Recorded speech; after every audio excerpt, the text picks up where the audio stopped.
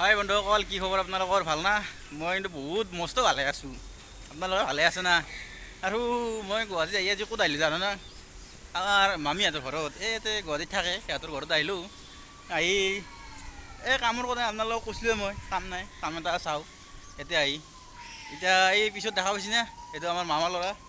ইয়াতে ডান্সত পঢ়ে, ডান্স স্কুলত পঢ়ি আছে। তাতে ৰাস থ'ব যাওঁ। ভিডিঅ'টো বনাই থাকোঁতে মন্ত্ৰী আহি পেলাই কোনোবা আহিল মন্ত্ৰী। আৰু এইটো হৈছে আমাৰ মামাৰ ল'ৰা, বেলেগে ফুচকা খাই আছে, ই চাই আছে, দেখিছ না? লোভ হেৰুৱা পৰা নাই। কি কৰিম, মোৰো পইচা নাই আৰু সেইকাৰণে আজি এনেকৈ গুদামুখে যাওঁ। আৰু যাই থাকাতে কঁঠাল দেখা পালোঁ। কঁঠাল বহুত দিন খোৱা নাই, খাওঁ লাগে, কি কৰিবি আৰু এটা কথা কওক, চুলিগিলা ভিজি আছে মোৰ। সৰু সৰু বৰষুণ দি আছিলে, বৰষুণ দিয়া কাৰণে এনেকুৱা হ'ল।